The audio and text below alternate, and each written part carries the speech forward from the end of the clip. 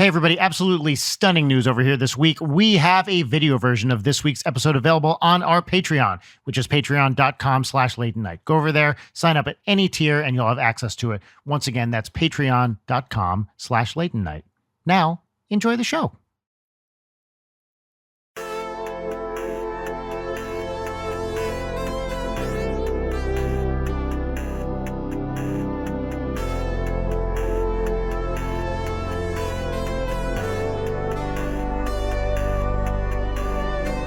Well, do we want to start with, Suzy, the thing you were just saying about the invention of Wicca? In the middle of the pandemic, I was really curious about what everybody else is doing at their time. I don't know about you guys, but I felt like I wasn't doing enough a lot of the time. So I was like, I want to dive into something and learn. I want to learn about something really interesting and cool. So I was like, I want to learn about the dark arts. I want to learn everything about Satanism. I want to learn about witchcraft. I want to learn medieval stuff, everything. I want to learn it. So I've been getting all of these books. And by the way, you can get them on Goodwill auction sites for pretty much brand new and for dirt cheap. And it goes to charity. But I've been doing all this reading, and I was just telling Brian how interesting it was. We were talking about Wicca and that it was actually invented in 1954 by a man. Wait, in the 50s? In 1954? 1954, yeah. That is so recent. Yeah, it's kind of shocking, right? So witchcraft and paganism has been around since the dawn of time, since medieval times, yeah. Sure. But Wicca itself as a general practice came about in 1954. I don't want to say it was invented by, because he says that he was in the woods and a woman pulled him through a doorway and told him the secrets and told him to tell the world. And that was how he became the first celebrity to make Wicca a religion. I know nothing about this. It draws on a variety of influences that have been around for a long time, I assume. Yeah. Right. There's older practices that kind of got synthesized into a thing. And probably you can trace a pretty, I would imagine, well, you tell me, direct line from older witchcraft or occult or whatever to what is considered modern Wicca. Is that accurate? Yeah. First of all, we're just talking about Wicca because for my book, I wanted to talk about a Wicca, a guide for the solitary practitioner, because we talk about a pop culture item on the show. Yeah. I'm not Wiccan. I consider myself a witch, though. There's witch, pagan, and then there's Wicca. And there are 3 different witch religions in there. And I'm sure that there's thousands of other sects in between as well. Witchcraft is a specific thing. It's not just an umbrella, or it's both. It could be both. Anyone can be a witch, but you have to be a witch to practice witchcraft. Right. Witchcraft is a specific thing. Yes. Oh, I didn't know that. It's constantly evolving. Like you said, it has taken branches from other religions all through time. Voodoo uses lots of Christian saints in their imagery because when they were brought over to America in such horrible conditions, all of their relics and markers of their saints were taken away. So They used what images they could find to use as saints. So you'll see all kinds of religion influencing stuff in all of them. It's very interesting. Yeah, this is fascinating stuff. Thing that Wicca was formalized in the 50s blows my mind. Yeah. I assumed it was a thing that dated back, I don't know, 200 or 300 years or something like that. Yeah. Like I said, witchcraft has been around for forever, but just as a religion, Wicca, 1954. But yeah, it's so crazy reading about the original types of witchcraft too, because I am a solitary practitioner right now. I'm still learning and taking things in. But for example, when I'm talking to older witches about their craft and stuff, they'll say things like, it's not real witchcraft unless you're naked. Right. And stuff like that. And it's I don't hear that today. You don't have to dance naked. Well, I'm sure some covens might have you dance naked, but yeah. I don't know if I would be comfortable with that. An older generation is always going to say about literally anything, right? It's not real X. It's not real music unless you have a guitar, or whatever, right? Oh, of course. Even crystals are very recent. And there's even new crystals that are being... My favorite things. Yeah, diagnosed and, labeled to this day even. So it's still evolving. It's still changing. And by the way, while I was meditating with my crystal this morning, I was thinking about how to talk to Brian about crystals. Talk to me about crystals. Yeah, wait, so you incorporate crystals into your meditation practice? I want to hear about that. Yeah, I don't believe that crystals can heal you. I don't believe that you're going to cure any illnesses with crystals, guys. Go to the doctor, first of all. A very good caveat, and I'm glad you said it. I'm practicing everything with an open mind, and I've been told that that is the key to working with crystals, is to like be as open as possible, right? Mm-hmm. So, for example, this is a new crystal I got when I was in Salem the other week, and it's called Merlinite. That's cool. It's a sphere? Yes, it's a crystal ball. So literally I'll just hold it like when I'm meditating with it. So if you want to get into like the like witchy side of it, there are different energies associated with crystals. So for this one, it's said to really help with like bringing up deep emotional trauma and healing. So the crystals themselves don't have powers. You give the crystals powers. So when I meditate with this crystal, then, for example, I will think about, all right, I want to focus on this time, like going deep into like my inner hurt and like, how can I work on this today? Or like reliving memories with my current adult self in them and letting it play out with my current adult mind. And then that's it. So then you associate those feelings with that crystal.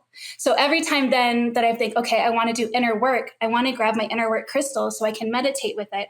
And it just helps remember and remind me, and it just gets me in that right mind space. So that's how I use crystals. I know everybody does it differently, but that's how I like to use them and attune them. And I think that's awesome. I mean, that does not seem anti-scientific in any sense to me. It is a totem that you use to help channel thoughts, which is great. There's no possible objection to that. Yeah. For example, another one I have this like purple mica crystal, and they say it's supposed to give you calming energy. But in a spell book I have, it says, hold a mica crystal and wrap up in like a cuddly blanket and like light a candle and incense and like just relax. And like, you just like put that like feel good, comforting energy in the crystal. And then every time you meditate with it, you go like, I really need to like feel comfy today. I'm going to do that one. You know, you're kind of like just like making things up in your head, but that's really not different than any other religion. So what's the difference? If you think about it, that's like what ideas are. Yeah, like that's all anything is. So if you want to make it a reality, just make it a reality for yourself. And that's kind of what I've been working with.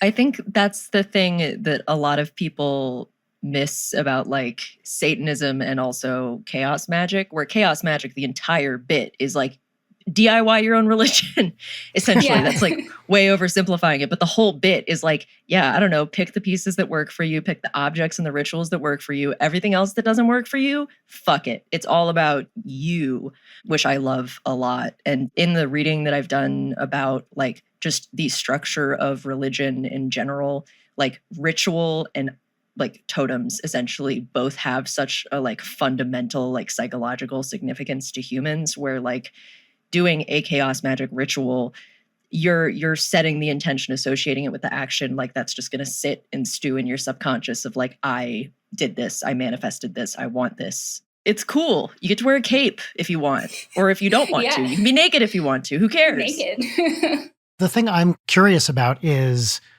religion. So when you use the term religion, do people think of witchcraft, Wicca, all the as religions, or are they, you know, some other kind of practice? I've been practicing it as a religion. I mean, I would say so. I start my day every morning, like cleansing my space and setting my intentions. And I meditate for like 30 minutes to an hour a day. I usually do a spell every day. And I write in my books like every day, take notes and read witchcraft books or whatever book I'm studying that day every day. So I would consider it a religion, and I would consider it a part of spirituality. You guys know me. I have never been religious. I never have been Christian or anything. It's never been my thing. But during the pandemic, like I feel like everybody was so introspective. At least a lot of people I know were looking in and like trying to see what they could do to fix themselves or work on themselves and level themselves up. And I kept coming back to, you know, like I have like this great life and all these things, but I still had this like hole in me. And it was just this like lack of spirituality or just belief that the universe was going to take care of me and everything was going to be okay. I always felt like everything was on fire. So this has brought me some peace inside. And honestly, like, if anyone out there is like hearing me talk about this stuff and they're like, oh God, Suzy's reading satanic stuff and that's so scary, like, read it yourself. Like, pick up a book and just read it. And reading a book is not going to make you a witch. It's not going to make you a Satanist if you read a book, but it will demystify it for you and it'll make it so much more, oh, that's it? That's not a big deal. And then you'll get it and it'll just not be scary anymore to you. Yeah, because if you do any amount of reading on Satanism, it's so upfront about like, yeah, we're doing the devil thing to piss off Christians. Like, this is the edgy shit. It's all about you. And we're going to adopt all this stuff literally just to be edgelords. I mean, also depending on which satanic. Yeah. Levian or whatever else. Everyone's spiritual practice is ultimately a personal choice. And like, I'm not a spiritual person really at all, but I think it would be crazy to deny anyone their experience or proclivities with any of that stuff. I mean, my whole thing is, as long as you're not hurting other people, do it literally whatever the fuck you want and whatever brings you peace and comfort. And like this thing you're saying that fills a sense of whatever you're looking for, that's awesome. And yeah, it's no one else's business. This is one of the great things about human culture is they're all these amazing practices from all over the world that people use, and they're all interesting. And unless they're literally going out and harming people, which, you know, many have, including Christianity, notably, but whatever. But certainly not most Christians are not going out and harming people. I'm just saying there's kind of a bad history there. Most Christians are very good people, yeah. Most people are very good people. Most people are very good people, yeah. It's just the few people that get out of control with it, I think. That's right. And then give everybody else a bad name. Yeah, I did hear you say that it's good as long as it doesn't hurt anybody. And that reminded me of another point I kind of wanted to touch on. A lot of people are like, oh, are you like hexing people? Or, oh, are you going to make like a voodoo doll? And by the way, like I have books on voodoo dolls too. And like I've been reading about voodoo and hoodoo and Santeria. There are people who like to, you know, put their energy into like focusing on like, I don't like this person and I'm going to make them go away or whatever. But the kind of witchcraft that I practice and majority of witches practice is just, I'm only going to do good and put good out there because like whatever I put out there will come back to me ×3. And, you know, there's some people that think that's like garbage or whatever, but I personally like to only live in a way where I only do things for others where I would want it to come back. It's kind of like a interesting line I've been learning because like, for example, even like if I'm going to do like a healing spell where I'm going to send like healing energy or like wish that like my friend gets better, that could be considered messing with their life and their course. And some witches won't do that. Oh, that's interesting. So you need their permission first. So yeah, I'm only doing this for myself. I'm not going to hurt anybody else. If I'm going to do something for you, I have to have your permission first. Don't worry. Like, it's very good mannered. This is a great philosophy and is exactly how I approach social media, which is put out into the world what you want to see. It won't always work. You know, if you're just being positive, that doesn't mean you're not going to attract haters. But I think it's the same basic idea. Create the world you want to live in. Yeah. We put up with so much negativity online. It just feels so good to lean into something that you can feel positive for a bit. Yeah, totally. It's awesome. It's legitimately not good for you or your brain to constantly send out negative energy, however you want to talk about it. Like, it's just not good for you because that indicates like a lack of something within yourself that you are trying to fill by That's right. wearing your hurt on your sleeve or whatever. Like, it's not useful. And it's really understandable why so many people do these kinds of things and are so angry. Like, there is such an inherent tragedy to cruelty online of like, this is hurting people. Yep. But man, it's just a bummer. Again, I'm not saying this from a religious or spiritual perspective, but I think it is incumbent on all of us to put out positive energy into the world and to create communities through positive actions, however you want to define that. There are very few moral duties that we have as people, but being positive and not destroying the world are two big ones. Yeah. Oh, man, I would love it if we would not destroy the world anymore. It seems like organized religion is destroying the world in general. Like, yeah, I don't disagree. Organized religion does some bad stuff sometimes, but yeah. I don't think that's an offensive or inflammatory statement. This general umbrella that covers many things does bad things sometimes. Yes. I mean, I think that we should all be in like pods of 10 people, maybe 15. And like, that's it. That's our group. And that's how society should be. But we are on Earth and this is our lives. Leighton and I were talking recently, I think on a mini episode, I was reading this very interesting article recently about how, getting back to the social media or just living online, we now have to just broadcast to these armadas of people that we don't know and don't know us. And it's super harmful. And we're not set up to understand how to do it well, yet we are wired to crave the validation it brings. And it is very hard to find a good balance now that essentially everybody is a public figure. Everyone's reachable. Your tweet looks exactly the same as the president's. It feels a little bit scary. Yeah, I have like not been using Twitter, which has been awesome. But yesterday I logged on and just like dumped 2 months worth of art shit. Oh yeah. I was like, oh, I'll just post and leave. And then I did. And then the rest of the night I kept coming back and refreshing my notifications. And I was like, oh my God, it happened so fast. Like I went from not thinking about it at all to being like, oh, what's going on? What's going on? What's going on? Validation, dopamine, please, please. Right back in. I feel like Twitter is the worst one out of all of them too. Like there's so much bad faith. Oh, constantly. Let me get my complaining about Twitter jar. Yeah. Putting $1 in. I don't know if it's because I'm like 30 and my brain is finally melded or like it's all the therapy, but like there's so many triggers that we carry with us inside and there are buttons that set us off, right? And there were so many people online posting at you or tweeting at you at any given moment. Someone's going to be hitting your buttons. And it's just not a good place to be in, especially when there's people who are always assuming the worst about you, that like you are bad, everything you're doing is bad. It drains your soul. Like there's just no way to get away from that feeling. And I don't know what the answer is to that. Yeah, this is something in particular that drives me nuts, which is the everybody assuming the worst. Like as a challenge to myself, there's a term for this in, I don't know what you call it, philosophy critical thinking, which is called steel manning. Do you know this, either of you?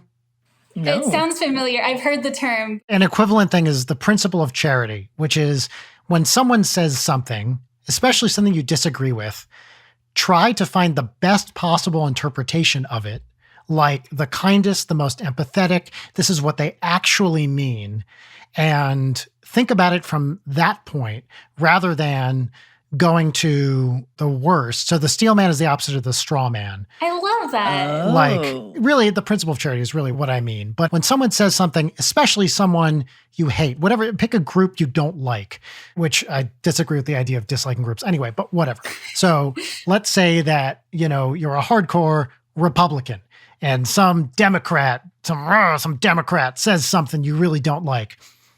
Approach that claim as if they are a close friend and are saying something that I don't want to say you agree with, but there might be good reasons behind it, right? And then argue from that.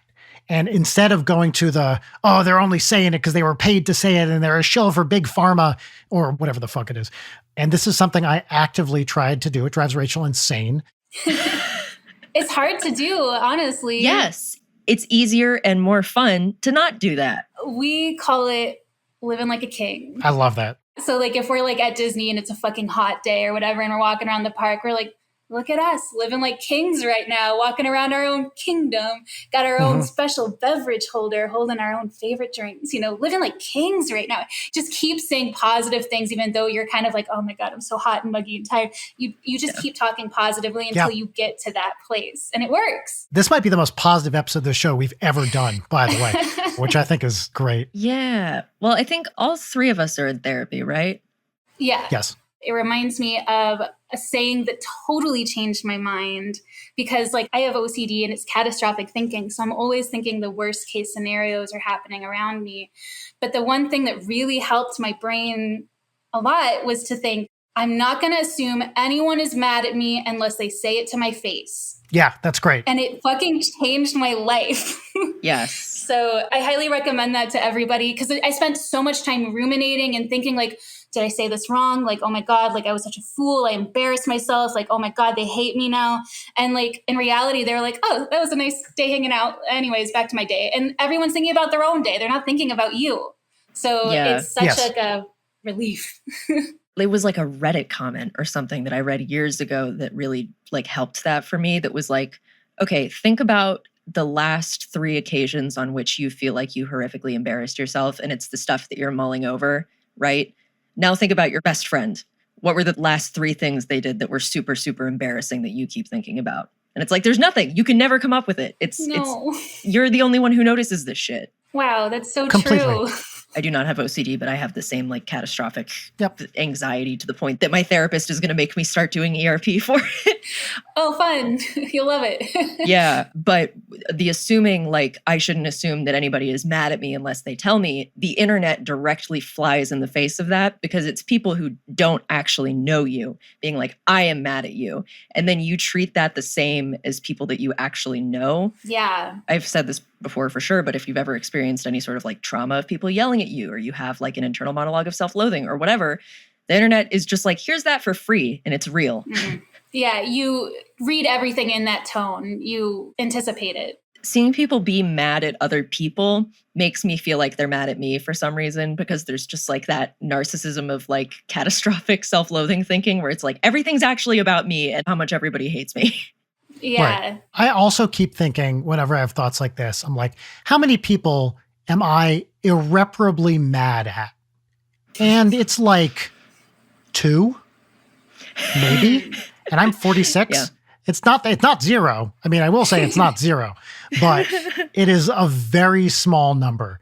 So roughly averaged 1 every 20 something years, every 23 years, I get irreparably mad at someone on average.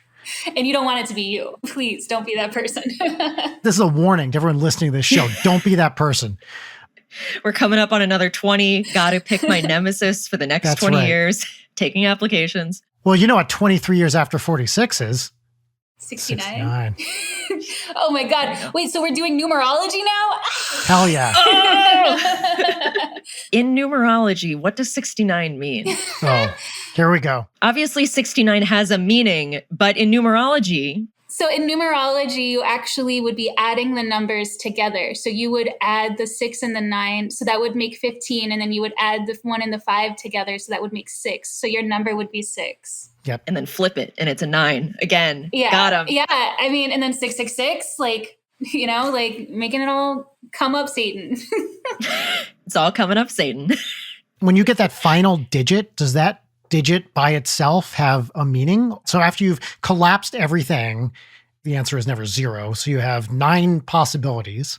Yeah. I mean, I guess it's 0 if everything's a 0, but whatever. So you have 9 possibilities, and each one of those 9 digits has some kind of thing associated to it. Correspondence. Yeah, it has a meaning with it. You know, like 1 is like new beginnings and openings. So like if you see like 1 a lot, or if you like carve 1 into your candles before you light them, you know, or things like that, you're maybe working towards like, I want to start something new. I want to bring something new to me, or start a new job, or have a new friendship, you know. And then 2 means like 2, duality, like couples. So like if you want to do love work, and I don't know all of them by heart, I'm still learning, but I know that 7 obviously is a very lucky number too. And that's one of them. It goes up to 11 because 11 I see a lot. They call it the angel number. The angel number. In numerology, there's this really crazy thing where they're like, anyone who gets into numerology, you'll start to experience the numbers thing. And I'm like, what the fuck is the numbers thing? I got to know what's the numbers thing. Am I going to have the numbers thing? It's from Lost.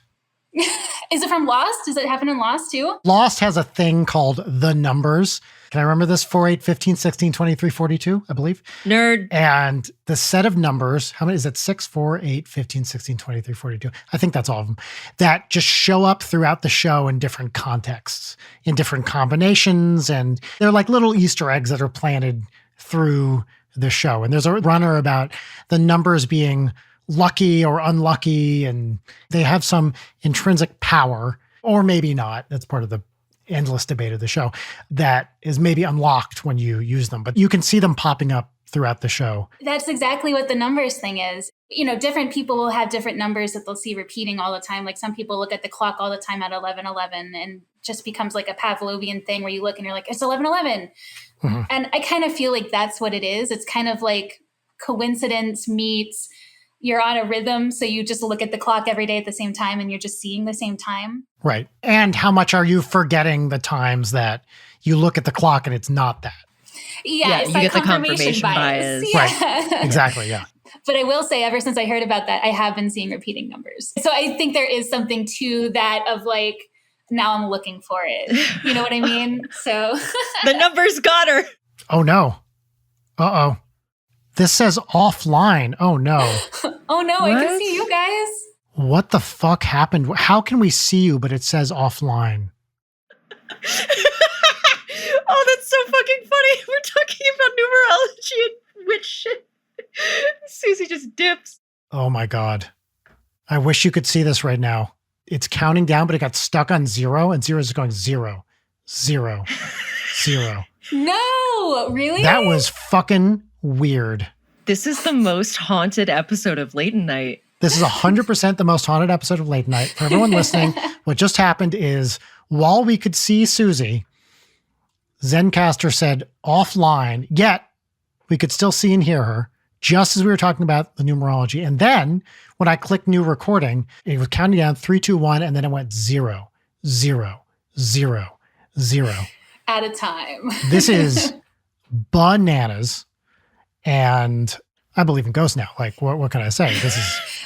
It basically just happened. I mean, while we're talking about numbers, I mean, yeah, that's weird. And I was about to make a fire 420 joke, and then Zencastr was like, no, Since we had this kind of unexpected pause, let's introduce everything here.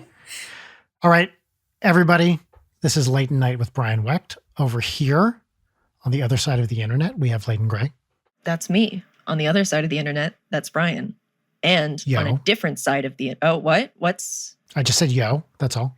Oh, I thought you were saying no. On the darker side of the internet, though, I'm over here. Yeah. On the dark web. Dark web mystery guest. Would you care to introduce yourself? Hi, guys. I'm Suzy. I go by Mortimer online. You might recognize me from Mortimer, Kitty Cat Gaming, Game Grumps. I also run a store called Psychic Circle Oddities, and I am a host of a wonderful, witching, delightful show called The Witching Hour, which we're doing a live show. And of course, your lovely host, Leighton, is going to be doing a presentation at the show. So love to promote that on the show today. Very excited. Yeah. Wait, as we're saying this, something just fell off of my desk. God damn it. Wait, I've lost connection to the server. Can you guys still hear me? Yeah, I can still hear you. It seems fine on my end. This is weird. Success, reconnected. Okay. Oh. So tell us about this show. This is going to be the second year of the Witching Hour. This is hopefully going to be an annual Halloween event where we have all kinds of women come in and give talks on delightfully witchy subjects. And this year our theme is on protection, which I kind of feel like is on the forefront of everyone's mind after like COVID and the lockdowns and everything. Everyone's kind of thinking about like how to best like protect themselves, like mentally, emotionally, physically. For sure. So that's kind of like the theme we're going for this year. Really excited. Suzy, that was a perfect pitch. You had that down. If people would like to purchase tickets to this wonderful event, where would they go to do such a thing? Yeah, you can go to thewitchinghourlive.com or Real Good Touring's website. They have all of our tour information there. Please buy your tickets sooner rather than later. We're only doing the show for one night, so I would really hate for you to miss out on the show. And then if it does really well, like hopefully we can do more nights next year. But, you know, we're being very careful with COVID checks and everything this year. You have to have like a vaccination card to get in and everything. So great. If you want to come, please get your tickets sooner rather than later. And it is not being streamed, right? It is a live show. Yeah, as far as I know, it's not being streamed. And I don't think that you have to be 18 or older to get into the venue, but there is going to be alcoholic drinks sold there. So Hell yeah. And just to be clear, it is not a women-only event. Like anyone can come to this show. yeah, please, anyone can come. The show is actually the child of our showrunner, Stella, and she really had it in her heart to do a really women-driven show. We're going to be selling an item with proceeds to charity. Wow, the connection. I'm on my Better internet. Why is this happening? So if anybody hears a sudden really deep, creepy voice coming out of my end, It's me. run. We had something kind of creepy happen here the other night. I've never had anything paranormal happen in my house before, but something happened the other night. Tell us. So I like to collect oddities. I like to collect antiques. I really like anything that's old, and especially things that have to do with death. So in France, they have these things called family mausoleums and crypts. And I'm sure you've seen them before, but for anybody who hasn't, it's basically like a big concrete room where they put the body in for a funeral, and then they leave it there to decompose. And then after a year, or maybe the next family member passes, they scrape you down and they put the next body there. And they'll take the name plaque off the door and put the new name plaque on. Scrape me down, Daddy. Scrape down this corpse. Real quick, Leighton, can we get that clean? Scrape me down, Daddy. Scrape me down, Daddy. We'll get one from me too. Scrape me down, Daddy. See, that was a different read. Yeah. You had like different emotion behind it. I did. Mm-hmm. All right. Sorry to interrupt. No, that was a great addition to the story. Thank you. Scrape me down, Daddy. We pushed the body down the bottom, put a new body in. So I bought someone's name plaque that was on a grave from the 1800s from France. And this person's long gone. I'm not taking it off someone's grave. It was just a name plaque from a family mausoleum that just doesn't exist anymore. So I had this. I got it December last year on Antique Store. As soon as I brought it into the house that night, I was going to bed. This was normal. I go into sleep with my cat in my arm. Aaron's downstairs playing video games, as you do. And I heard this buzz noise, like bzz. So like it got my attention to look up. And right when I looked up, I have like a curtain rod on my bed and I hang hangers on it when I'm doing laundry. But I heard a buzzing noise. So I looked at it and one of the hangers flew across the room. And I have no idea how this happened. I'm not a paranormal person. So I pick up my phone and I'm like terrified. So I text Aaron. I'm like, can you come here? And Aaron comes up and I'm like, is there a hanger on the floor over there? And Aaron's like, yeah, there's a hanger on the floor. Why? And I'm fucking petrified. So I explained this to Aaron. I'm like, okay, whatever. Maybe I was just tired and falling asleep, whatever, right? But then the other night, Aaron comes to me and he's like, hey, Suzy, like something strange happened last night. We were in bed and just like a hanger just like fell on the ground next to the bed. And I make sure there's no hangers on the bed anymore. So I have no idea where this hanger just materialized and just landed on the ground in the middle of the night and clanked on the hardwood floor next to our bed. Petrifying. But yeah, I have no idea what that means. But wow. That happened right when the plaque was underneath our bed, right underneath the house. So I attribute it to that. It happened around the same time that came into our house. So yeah. Wild. I don't know if I believe in paranormal things, but I just think that's weird. I was going to ask, can we just take a vote where we all stand? Here's the question. So I recognize maybe this is not a yes or no thing. Do ghosts exist? Yes or no? Leighton. I think in terms of questions that you could boil down to a yes-no binary, that is maybe the most insane question you could try. Oh, no. Holy shit. Did Suzy's box disappear? Because now I only see you. Wait, I can still see her. Wait, really? I can't see her. Like she just dropped both times. Wait, am I here? Can you guys hear me? This is insanity. What? Holy shit. Suzy, this has never happened. This has never happened. Leighton, you cannot see Suzy. I can't see Suzy and I can't hear her. What the fuck? What is going on right now? Guys, we're not doing a bit. So everybody listening, what happened there is right after I asked, do ghosts exist? Suzy dropped out again. What? You just got to stop asking my question. I don't know if we can answer it on stream. Now Leighton's gone. This is so... No, we can't What the fuck is happening? Fuck?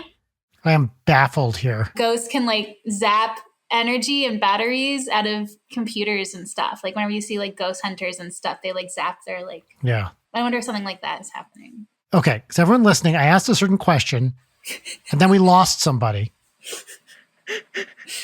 I'm going to try to ask this question again. And if we lose somebody, I mean, that experiment has been repeated 3 times. Yeah. So here's the question I'm asking. Now I'm actually nervous this time.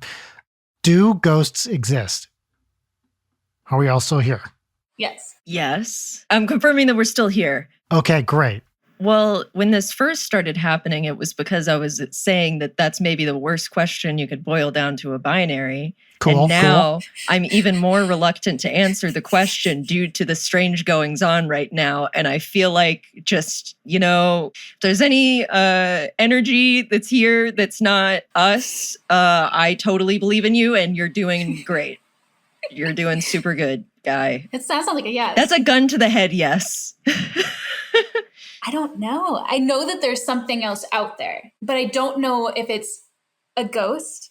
Like things that I've experienced that I thought were ghosts, I've learned were shadow people. So like I have never experienced a ghost. So I can't say that like ghosts are real, but I do believe that there's something that we can't explain. Wait, elaborate on shadow people versus ghost. Yes, please. Well, like I really don't know much about them. Okay, there's this amazing, not as good as you guys, but there's another podcast. Well, thank you, first of all. They're called Mysterious Universe, but they take mysterious stories from all over the world and they report on them with a very objectified, usually heavily on the ghost side point of view.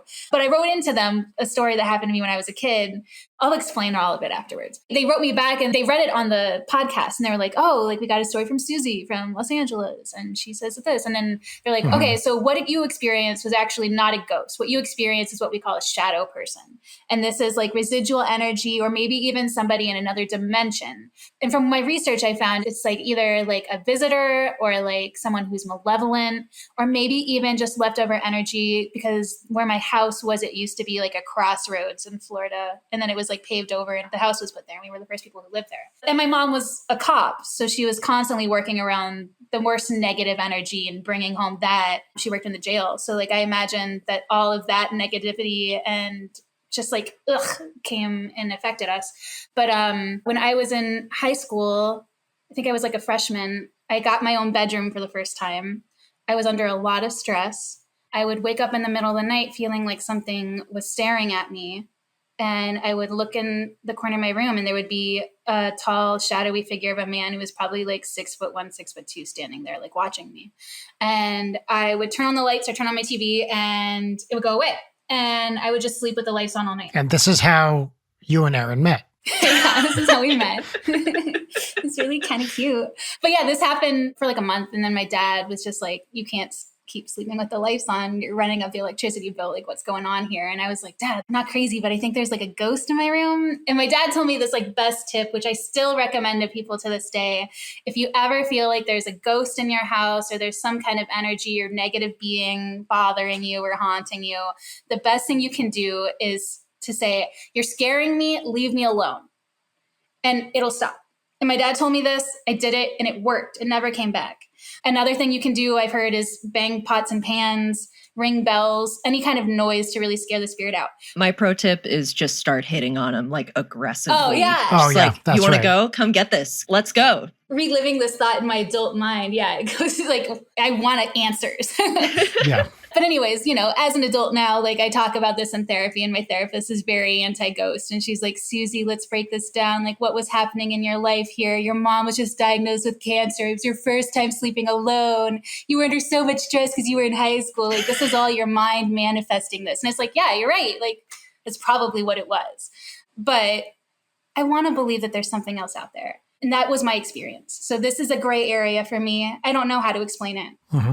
I had some of those, like, there were more like sleep paralysis shadow people. Sure. I've had those. Yeah, there's that documentary, I think it's just called The Nightmare, maybe, but it's about people who have sleep paralysis. Yeah. And like, it's genuinely really terrifying, like when they do the reenactments. They like animate some scenes and stuff. Yeah. Yeah. Oh, it's Oh, so God. good. It's terrifying. Oh. I had like my twin bed facing like door to the side of it. So if the door was open to the room, I'd be facing the door.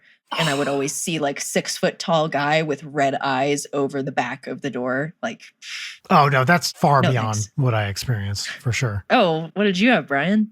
Oh, just like sleep paralysis and then feeling like a presence kind of behind me. I didn't see anything, but I remember like waking up in my childhood bed and I could feel that there was someone behind me. That's almost worse. Oh, it was terrible. Yeah. So from my perspective, I do not dismiss anyone's personal experience, of course, but I am firmly on the ghosts don't exist side of the spectrum here. It is known. Which is not probably surprising to anyone who knows literally anything about me.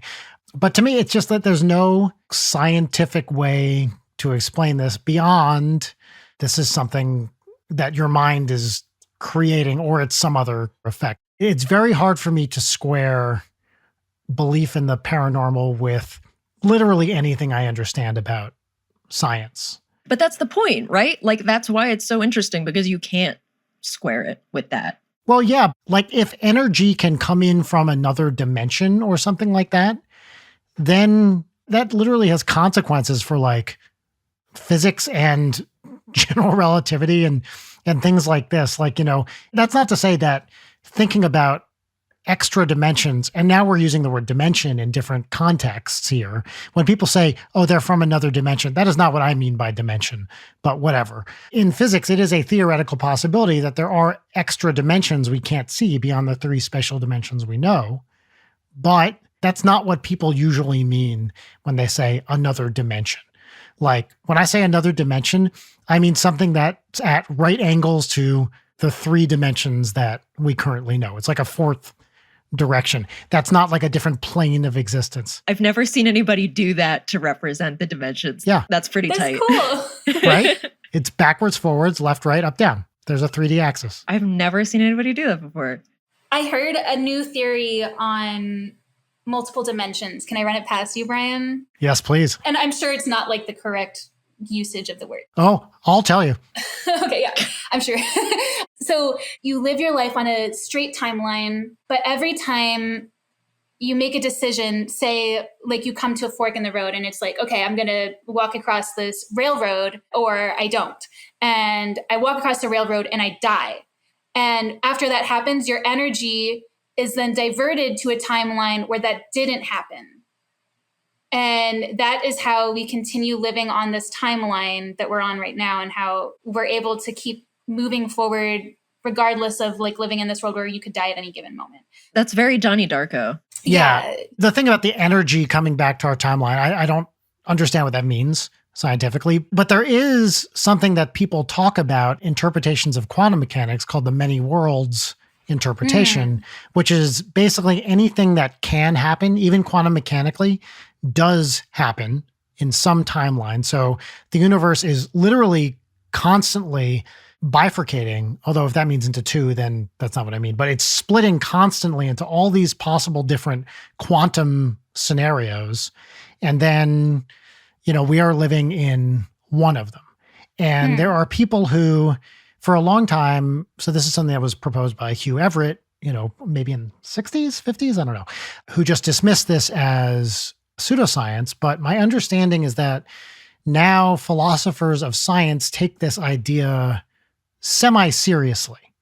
And that doesn't mean that they think necessarily all these timelines exist, or it's not the same thing as what you're saying, which is like adding a bunch of stuff onto it.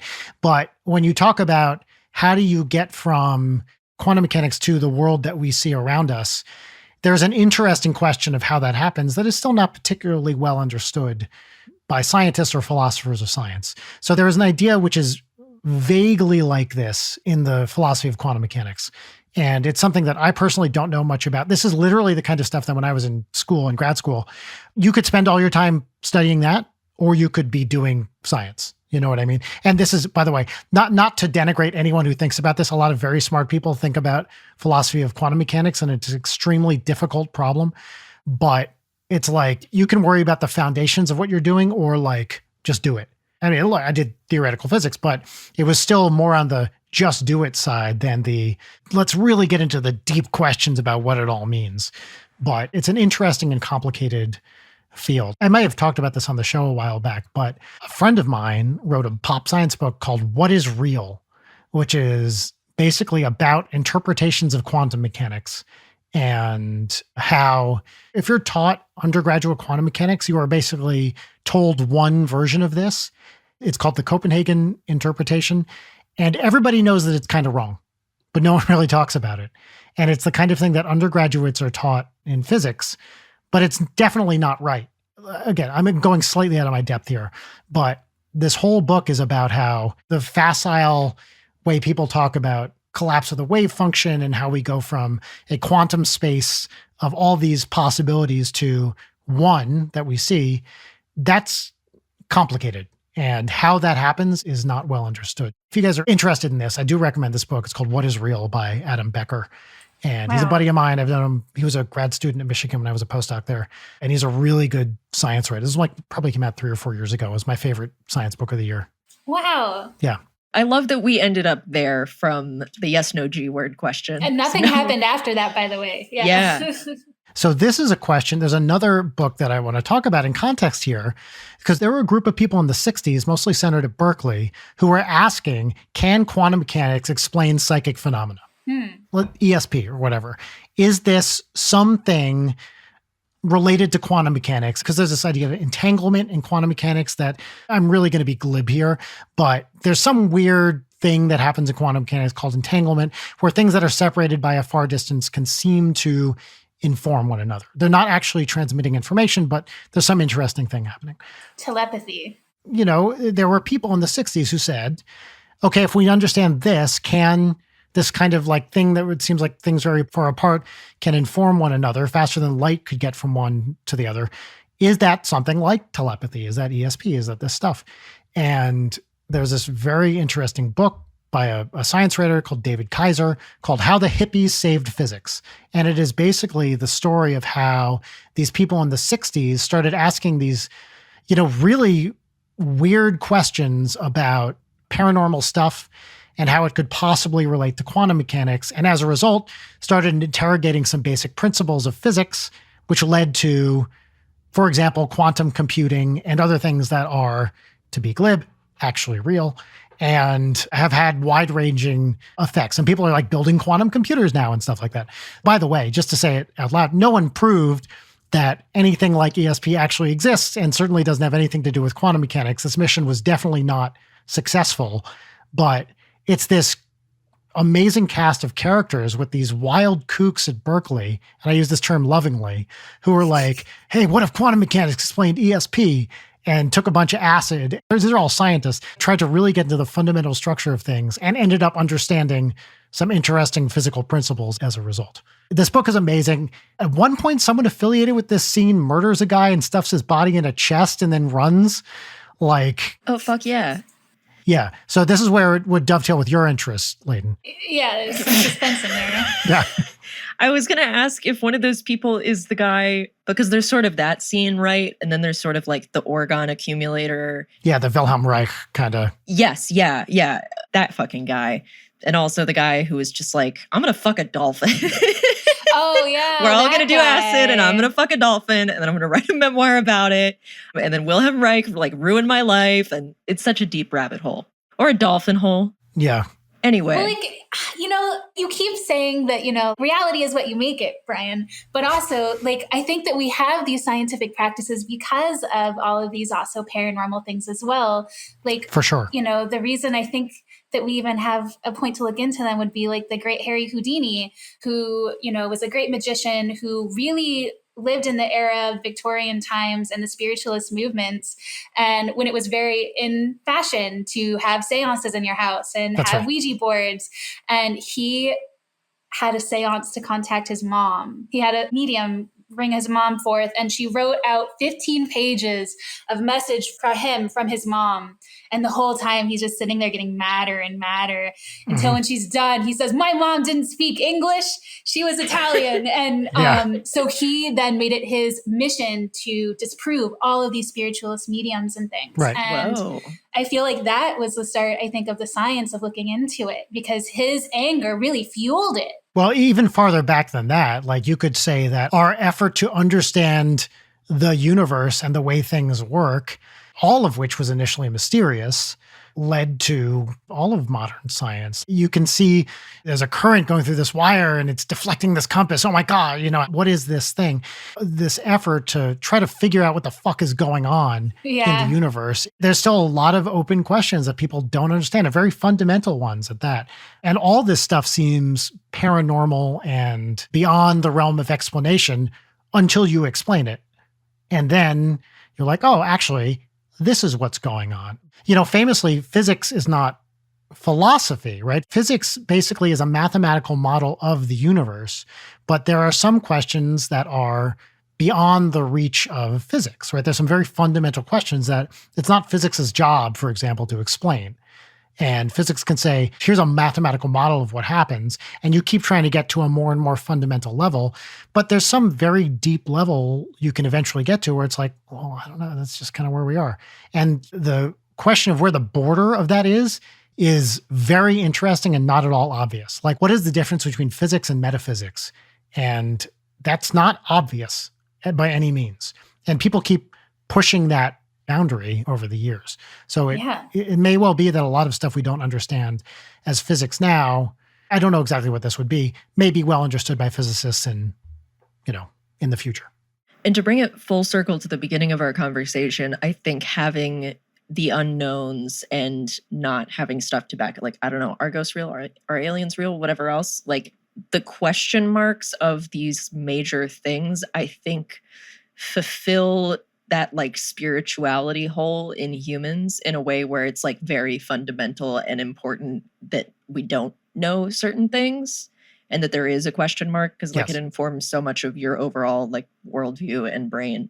It's sort of the nature of wonder and curiosity and just sort of like 100%. I don't know how to not sound hippy dippy of just being like, all right, universe, what are you? I'm here. I'm but an ant under an overpass. What the fuck's going on? Yeah. And just to make sure I say this out loud, if people believe in ghosts, I don't care if people believe in ghosts. Like, if that's what you like to believe and that's what you think, that's fine. We're not trying to change your mind on it. No. If you believe in ghosts, you're cooler than Brian. Pass it on. Going back to what we said originally, as long as you're like, hey, this ghost told me to stab you. Stab. Like, that's where you draw the line. As long as you're not hurting anyone. But if a ghost tells you to put it all on number 27, you should do it. You should put your life savings on those lotto numbers if a ghost tells you to do it. That's not hurting anybody. But if a ghost says, scrape me, daddy, watch out. Sorry, Suzy, can we get that clean from you? She already said it clean. Yeah. Let's do fucking segments. We're not topping scrape me, daddy. By the way, just to say this also, Leighton, the number 27 is very important in the Weird Al universe. It is a number that keeps showing up in things Weird Al does. And at some point, it became one of these things, like the numerology you were talking about originally, Suzy. People kept noticing 27 coming up in Weird Al stuff. And then he started putting it on purpose into his videos and songs. So in the Weird Al fandom, the number 27 is very important. Yeah. Well, great. That means the Witching Hour show is on October 27th. Weird Al will not be there, but his energy, maybe he will. That's a good point. He lives in LA. He lives locally. Legally, you can't hold us to that. Weird Al, show up. Manifesting. He can bring in his mysterious floating orb. Yes. Yes. Segments. It is time for segments. So, Suzy. Yes. Our first segment, which you may remember from the last time you were on the show. We forgot to tell people, by the way, although I'm sure everyone knows. Suzy is one of our very, very few repeat guests thus far into the show. I think it's maybe 4 or 5 people, right, Leighton? Something like that? Jarek, Jory, Allie, Suzy. Rachel. Got Anthony. And Anthony, yeah. Ethan, yep. Aaron's jealous that he hasn't been on twice yet, and I beat him, so. We want him to be on twice, and you can come back anytime you want. That's right. Seriously. That's Thanks, right. Guys. What I was going to say, Suzy, is as you may remember from last time, is our first segment on the show is a segment where it is our pop culture recommendation. Do you remember this? Yeah, I do. Yes. It has a theme song, doesn't it? It does. And last time you brutally beat me at my own game when I introduced this theme song. And I feel like I need to reintroduce it because otherwise, how would you really know what it is? Have you listened to recent episodes of the show? Of course, not with this segment. So I do not know what I am anticipating right now. So I am a little bit worried. Oh, okay. Ghost, come back. Ghost, come on. Let's do it. If I don't get cut off, that is the universe condoning the introduction I'm about to give. Yes, it 100% is. There's no way to deny this. I'm going to go all in on what the universe wants right now. I'm staking my reputation on this. Here's what I'm going to say, okay? Here's what I'm going to say. If I introduce this bit and we do not get cut off, okay, that means I get to keep doing it. If we get cut off during the introduction, then I will stop doing this introduction. Now, by the way, I'm not claiming I'm doing a bit or anything, Suzy, just to be very clear. There's no bit here. It's just an introduction to a segment. Okay? Leighton, do you accept these terms? I do accept these terms. I need a verbal yes. Yes, I accept these terms. Okay, great. Suzy, the bit we're about to do, I should say the segment we're about to do is called What's Poppin'. We're in the bit right now already, right? There's no bit. I don't know what you're talking about. There is no bit. It is our pop culture recommendation segment where you get to recommend a book or a movie or a song or a video game or some bit of pop culture. I'm looking at this fucking thing, waiting for it to turn off. Something that you're really into. And the thing that's really great about this segment is not the segment itself, which is interesting, but the thing that I'm very excited about is the theme song, which every week we play for the guests and get the guests' reaction to. Yeah. And the theme song is something that I wrote all by myself. There's a little bit of Leighton in there, but it's mostly me. It is the culmination of my entire musical career. We're still going here. It has not cut me off yet. Culmination of my entire musical career. It's a really special thing. I'm very excited for you to hear it. It is, and I guarantee this, I stake my reputation on it, completely different. I'm still eyeing this timeline. I swear to God, this better not come off. It is completely different than the last time you heard it. Yes. I'm ready. Great. By the way, Leighton, the optimal strategy for you here would be to stall as long as possible in case this cuts me off. Brian, I've been sitting here trying to desperately figure out how to turn off my internet without yanking the Ethernet cord. That's what I've been doing this entire time. Uh-huh. Well, it's the theme song to What's Poppin'. I'm going to play it for you right now. Click. What's poppin'? What's poppin'? It's a little longer than last time, so I don't want to interrupt. What's poppin'? This is the same thing that happened last time. What's poppin'? I don't know what you're talking about. All right, that was the theme song. God what did you fucking think? Damn it. God Hell damn yes. it. I couldn't figure out how There to we do go. it. I was this entire Hell fuck. yeah. I could have stopped this. Right here and now. I turned off my Wi-Fi, but the Ethernet was still connected and I didn't want to rip anything out and I didn't want to leave and visibly rip out my Ethernet. God damn it. Do you know what that is, Leighton? That's the universe telling you that the What's Poppin' bit rules and we have to keep doing it forever. So We did state the rules at the beginning of this. hell, and it did work out. yes. I would call this, and I am not reluctant to use this term, complete vindication of everything I have ever done. We had a chance. And look, I'm even willing to say, had you figured out a way to rip out the Ethernet, I would have considered that the universe telling me not to do it anymore. But the fact that you couldn't figure it out means the universe didn't want you to figure it out. And I would have taken that secret to my fucking grave. I would have never, ever copped to it. As well you should have. This is nothing less than a complete personal triumph for me. And I'm going to be dining out on this forever.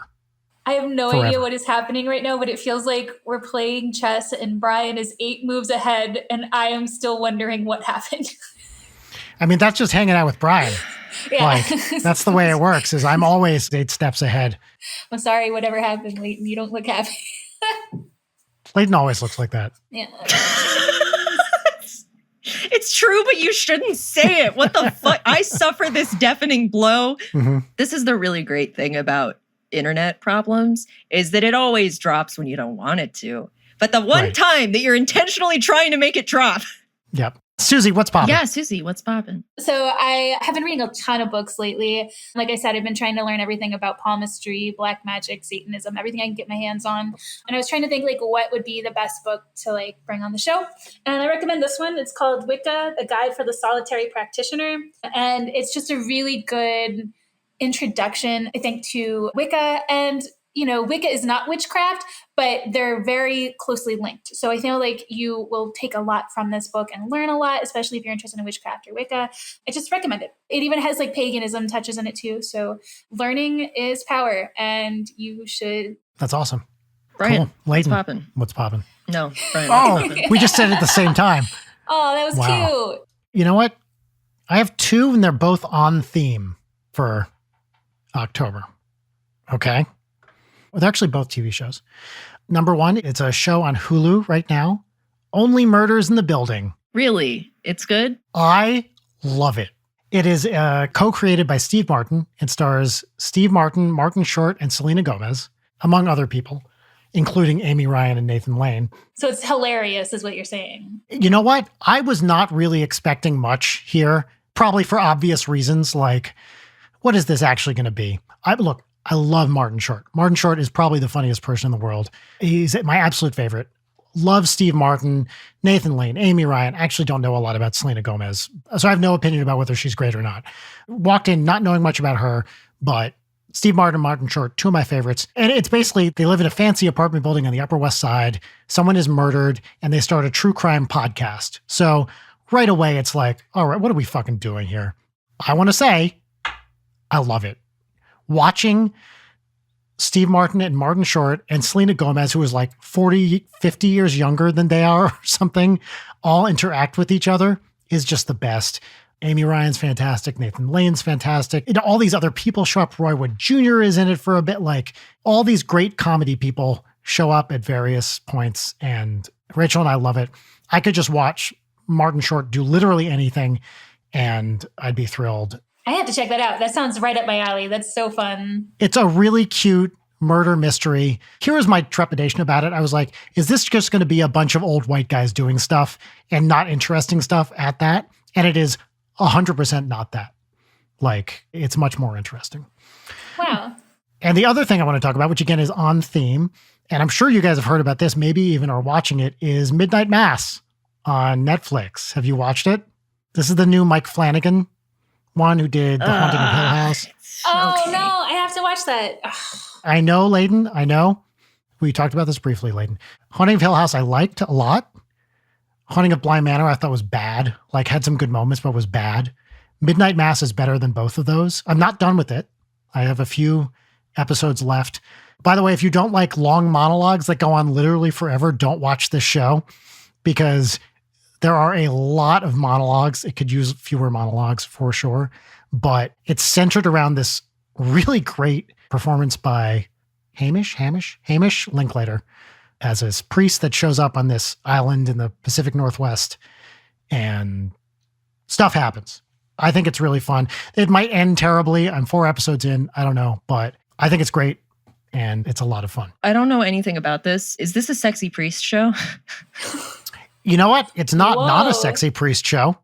All right, Mike Flanagan. I don't like you, but maybe I'm in. It is basically a horror show about the Catholic Church, Oh, awesome. which is not a stretch.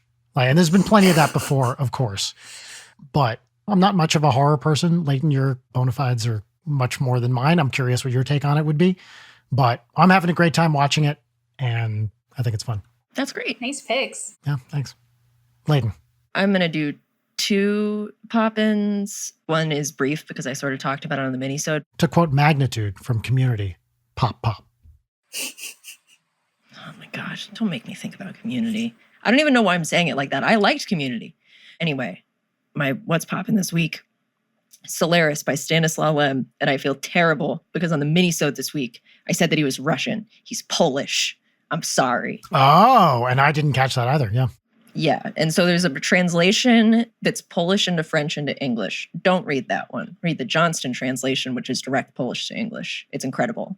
Like, movies aside, the book, it's just like incredible hard sci-fi, and I do not like hard sci-fi. prose is beautiful. It reads so much more like a piece of horror fiction than at least Tarkovsky's movie is, which is like a very beautiful, sad, slow kind of thing. Whereas the book is just like, oh God, what's happening? And it gets into like whole chapters describing this fucked up jelly ocean organism on the planet. Like just an entire chapter that's like, here's exactly how the waves are moving and exactly how this happens. And like these things rise out of the waves. Like it's so compelling and good. And then my other less intense pop-in is Patty Harrison and Joel Kim Booster did 3 episodes of a Comedy Central. They only made the 3 episodes, but it's called Unsent, and each one's like 15 minutes. They host it together, and they do like internet-themed segments, and it's so fucking funny. I'm so sad that those two don't have like a long-term hosting thing together because they're perfect, and like those episodes were making me cry. So Unsent, it's on YouTube. Love them. I gotta check That's that awesome. out. Those sound great. Any episode they're on of Las Culturistas, Joel Kim Booster was on a very recent one. Recently, yeah. Do you listen to that show now, Leighton? So Spotify did the little like, find your perfect podcast. And then I was intentionally gaming it because I wanted it to tell me Leighton Night, which I knew wouldn't happen because I was like, these are all Spotify sponsored podcasts, right? Like that's the game. Anyway, it recommended Las Culturistas and I clicked on it and was like, Brian likes this. And then I saw Joel Kim Booster was on and I was like, all right, that's up on the list. Let's go. He's on it pretty frequently. That guy is so fucking funny. Oh my God. Seriously, yeah. And Patty Harrison is too. She will just say literally anything. They're so good together. Yeah, I bet. They have that same like chaos energy kind of thing to them. Just angry gay chaos. Angry gay chaos. That's, yes. Chaos, if you will. Chaos. Oh, that's good. Anyway, so that's what's poppin'. And now it's time for our final segment, Peaches and Lemons. Oh, please cut off here. Please cut off Fuck here. you. Internet. Fuck you. Which is 3-part gratitude exercise and 1 part petty grousing. Please don't cut off. The theme song goes here. Peaches and lemons. Peaches and lemons. Great. That was the theme song. So we will each start with a lemon, which is a minor petty annoyance. God, I'm so good at introducing my segment. You're a professional introducer, for sure. That I am. Much like me, there's this bit I like to introduce on the show. Suzy, I don't know if you know about this. It's the pop culture segment. I had a lemon, and you're giving me another one. Yeah, Leighton, what's your lemon?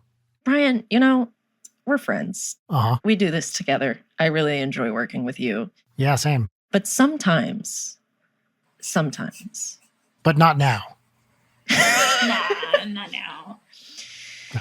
My lemon is that in Gmail on my phone, why can I go to all inboxes and search all inboxes and see all of my different emails? And then when I go on my desktop, why can I not search all inboxes? The place where I am most frequently when I need to search all inboxes. I was saying this lemon here in hopes that somebody would be like, no, Leighton, all you got to do is add this. But why can't you? Why? Also, like, how come when you search for certain emails on your phone, they don't show up, but when you search for them in your desktop, they do show up? Like, that's even more annoying. It is endlessly frustrating. I could not agree more. And I love just the way it breaks down like the primary to the promo to the social, where it's just like, so these are the ones where all your spam's going to go, except the 3 different types of email that are extremely important that you're going to miss and that we're never going to kick to your main inbox, even though you repeatedly tell us to filter it. I love emails, guys. They're fun. That's my lemon. Cool. Suzy, lemon? I get HelloFresh. I don't know if you guys get any mail delivery services for groceries, but like no matter if I get meat or not, they always send these like frozen gel blocks to keep everything frozen inside. And it says non-toxic to humans on them, but it's terrible for the environment. And the way you're supposed to get rid of it is just defrost it and then pour it down your drain in your kitchen. Yes. And it just seems so incredibly toxic and wasteful, and I hate it. And I wish we would just do water ice packs for it instead. I don't know why we don't just do that. So that's my lemon. I'm very upset about that. Packaging is fucked. Like, I get so mad. We used to do, I can't remember if it was HelloFresh, one of those types of things. And I had such a moral objection to the packaging that we stopped. I don't want to be getting a shit ton of plastic every week. And everything is individually bagged. It just seems so and I get why they do it, but They say it's to not be wasteful. Like they're like, oh yeah, we're sending you the perfect portion, so you're not wasting any food. But it's like, but you're still wasting like all of this plastic that's going to be around forever, even more than it would be if we just bought like a bag of potatoes at the store or whatever. I don't know if this is obvious moral calculus, but I would rather waste a little food than create more plastic waste for the world to deal with. I think that if you get anything delivered, I just want them to drive past my home and throw the object at my house. I think that's better for the environment. That would be awesome.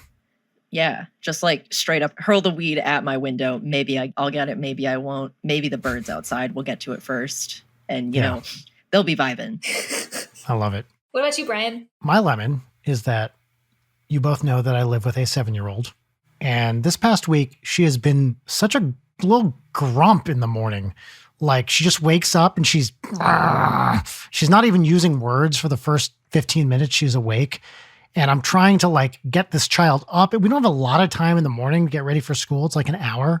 And so if she spends, 20 minutes, like just kind of dragging around being mad, everyone has to rush and like figure out how to get this child to the school in the morning. And she's been in just a fucking bad mood when she first wakes up all week. And I get it. No one wants to be awake. I don't want to be awake. No one likes being awake. But, oh my God, it's just like, kid, you have the best fucking life. You get everything you want. Every day is pure fun, start to finish. Like, you should be excited to be out there. You get to play with your friends and go to school and not a care in the world. But instead, you wake this child up and she's just like crawls right into a parent's lap, covers herself from the top of her head down to her feet with a blanket, and makes mad noises for as long as possible until we force her to get up every morning. I love that. It's very cute. That's what I do every morning too. I know. It's what we all want to do. Well, enjoy it because she's 7. She's not going to be doing that much longer, like crawling in the lap thing. Oh my God, that's so sweet. Yep. She's still a little kid in many ways. Aww. I can see the end of it. It's in sight now. Yeah. That's the tragedy of like when you're a child and everyone's like, you don't know how hard adult life is. And like, oh my God, you're so tiny. It's really annoying. And then you become an adult and you're like, oh my God, why didn't I listen to them? It is 100% the thing where every age you get to, you look at the people younger than yourself and you're like, they're not going to listen to me. I know they're not going to listen to me. And they never do. And you're like, oh man, I wish I had, had this when I was that old. Then you realize, oh wait, that's what the person 10 years older than me is saying about me. Yeah. Like that is the circle of life. Time fucks us all, ladies and gentlemen. Oh, God. All right. Peaches. I'll do peaches. Do it. My first one while I'm holding my dog is that I was walking maybe through a park this morning and the sprinklers were going off and maybe didn't need to walk in the area that the sprinkler was going off. I was showing her like, hey, you can come over here so you don't have to walk in this. And she was like looking at me like, no, walking ahead, just getting like blasted with sprinkler, like not really badly, but just this, she was here for it. Like I couldn't tell if she was enjoying it, but I was showing her the other way out and she was steadfast and I could not stop laughing. It was just a very funny image because she's such a princess about everything that I'm shocked that like she would withstand sprinkles of water, but I guess it is hot out. Oh. My second peach is that this week I did a very fun thing with friends, including Brian, that I won't say what it is until it's out, but we did a really cool and fun thing where we got to hang out with a bunch of friends and have fun. And it was really great and I enjoyed it. And that'll be out eventually. Yes. So that's peach number 2. My third one is the quick context for this peach is that I can't look at any Dream Daddy stuff. Like I can't Google it. I can't read anything about it. I can't watch any videos. I've never watched a playthrough other than like maybe the first episode that Markiplier did like the day that it came out because it freaks me out. And I was going to watch the music video for Portugal the Man's Evil Friends, which is one of my favorite songs and one of my favorite music videos. I went, I watched it, scrolled down, looking at comments. One of the top comments is like, I can't believe a dad dating sim recommended this to me, and now I'm really into Portugal the Man. And I was like, what the fuck? Like, freaks me out when it's in the wild. So I took a screenshot of that and I sent it to Vernon. And he was like, oh man, you should look at the comments on Pup's song DVP, which we licensed for Dream Daddy in one of the Matt dates. And I was like, what? And so I look it up. Every fucking comment is about Dream Daddy. And like, oh, wow. It really wigged me out in a good way. Like it has taken me so long to like warm to being able to look at that kind of stuff without completely dissociating. And you know what? It was nice. People who got into Pup from Dream Daddy, hell yeah. So that's my third peach. That's awesome. Yeah. Somebody else peaches. I have peaches. I just got back from going to Salem, Massachusetts for the first time ever. Yeah.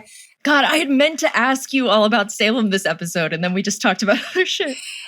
We could do a whole other episode on it. I want to move there. It was so fascinating and beautiful and amazing. And it was really inspiring for me, especially as someone who runs a goth store, to see goth subculture alive and well and flourishing somewhere. It felt really good. So going to Salem was obviously one of my peaches because like it was just spiritual. I don't know. It felt really good. It was like a place I want to be. Also, this is the time to go to Massachusetts. Right now, no one does fall like New England. I spent a bunch of falls there. I love it so much. I miss it every year. This is the best time to go. You have to go at some point in your life, guys. I really wanted to go for Halloween, but I was told that you should go probably at the end of September, early October as much as possible, because the closer it gets to Halloween, the more riffraff and drunk people there are in the streets, chaos. Plan your trip wisely. You have to go at some point in your life, please. It's so fun. Second peach. I got to go to the America's second oldest graveyard when I was there. And we were on a ghost tour and I got to look around. It's where the women were buried from the Salem witch trials. New England in that area has the most amazing tombstones and graves. I'm very fascinated by them. So it was so fun to look at those. And my third peach is I just started getting items from my store wholesaled out to other stores. So you can find Psychic Circle stuff in a couple different locations now. And I'm just really excited about that and growing the store and the brand. And stuff's happening. It feels really good. Congratulations. That's a big leap for the store, right? Thanks. Thankfully have a mentor who is also an entrepreneur and a business owner. And just like having somebody to kind of just like guide you and point you in the way is so powerful. I recommend everybody find a mentor or somebody that you can come to for advice for things, whenever hobby or job you are interested in. Yeah, I'm wearing a Psychic Circle Death's Head necklace right now. Oh man, thanks. Yeah. I'm so excited. I have so much cool stuff coming out soon too. Very excited for this one. Sweet. That's awesome. Brian. Peach number one is I started eating an exciting new breakfast that I'm very excited about. And here's what it is. It's a bowl of rice, drizzle some soy sauce and some toasted sesame on top. Take a very loose, very runny fried egg, drop it on top, put some furikake on it, a little more soy, a little more toasted sesame. It's like a mini bibimbap sort of. And I love it. It's so great. Have you tried it with a raw egg? I have not, but I totally would. I'm going to really reveal this for Aaron, but he eats that pretty regularly. And he does do a raw egg on top. Mm-hmm. If you know anyone around you who has chickens, usually you can get the eggs from them and they're okay. But he loves it. It's like way frothier with a raw egg when you like mix it up. It looks luxurious. I can't do it, but it looks nice. A fried egg is way better to me, but we get fresh eggs from our farm box every week. And so we have like these beautiful golden yolked eggs that are just like, it's noticeably darker, the yolk, than a supermarket egg. When we first started getting them, it was like, what is this fucking color? It's like this deep orange. It's just amazing. So that's peach number one, new exciting breakfast. Peach number two is that I am upgrading my audio setup or my computer setup in the garage. I'm getting it really dialed in. I kind of fell into the current thing I'm using here. So I got a new music computer and, getting all the hard drives set up. Our producer, Jarek, is going to help me do it. And in fact, he gave me a whole gear list to get. I've never really studied workflow. Jarek went to school for this stuff. He knows what he's doing. I just kind of slapped a bunch of shit together and fell into it. So I'm very excited to set up this new setup and have Jarek help as well. And my third peach is that I'm getting ready in the next 2-3 weeks from now. I'm going up to Toronto to record a smooth jazz album that I've been writing. And so for the first time in a long time, I've been practicing this bad boy regularly. And it feels good to be like back in the loop again. You can't hold it up and say that and not toot it. This old thing? I've been begging you to do this like the entire run of the show. All right. This is a soprano saxophone, is a Yanagasawa. Look at this thing. There it is. Of the 4 main saxophones that people use, the soprano is the highest. You can get higher, a sopranino, but people don't usually play those. But here, let's see. Can you guys hear this?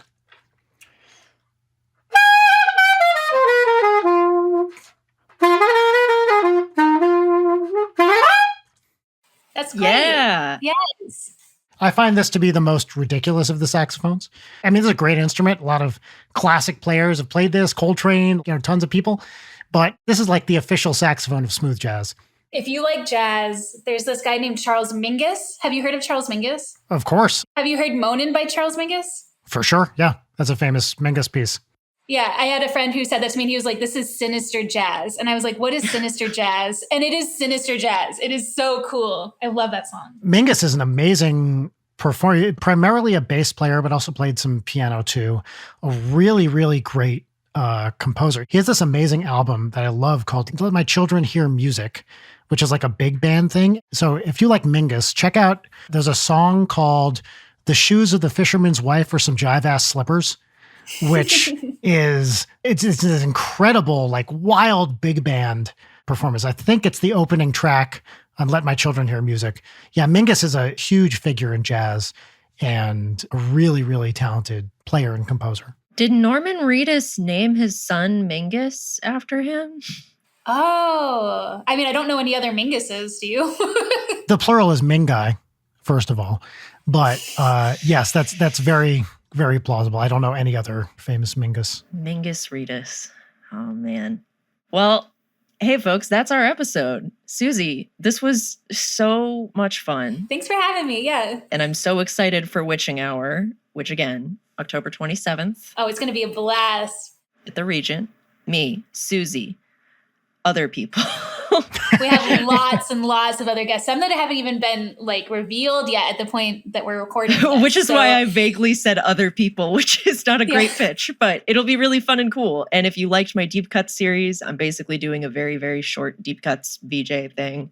And I designed 4 pieces of merch, and all 4 pieces of merch are cool as shit, and you're gonna want them. So get it, witchinghourlive.com, buy those sticks. Suzy, where can people find you online, or rather not find you online? I am only on 3 platforms now. I am on TikTok under Mortimer. I'm on Twitter under Mortimer as well with the 3 in it. You'll just see the biggest Mortimer when you search. And same with Instagram. And then my store is psychiccircleoddities.com. Beautiful.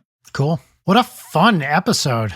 This was awesome. I'm so excited to come back. Thank you guys for having me. It's always a blast coming on Leighton Night, and your guys' audience is always so kind and receptive. So thank you guys. Thank you for being here, Suzy. I'd also like to thank our other special guests, whatever ghost or energy joined us today. You can follow them at go there. You leave them a like and a comment. Yeah. I just want to thank the universe for vindicating the What's Poppin' introduction again. I really feel like I kind of put it all on the line there for a moment.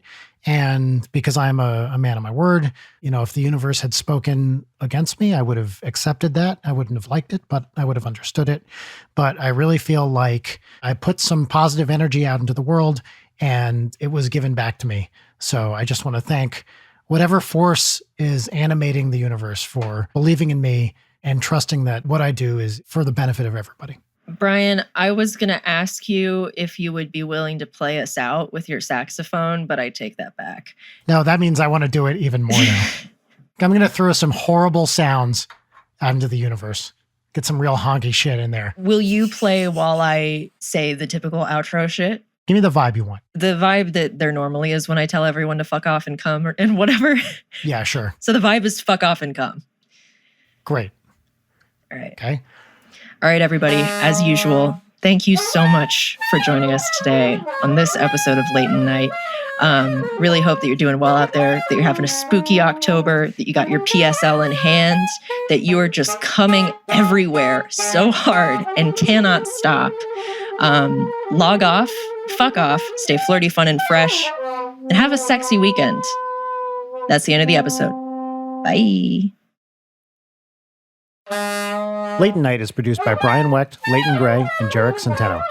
Follow us on Twitter at Leighton Night, on Instagram at Leighton_Night, or email us at leightonnight@gmail.com.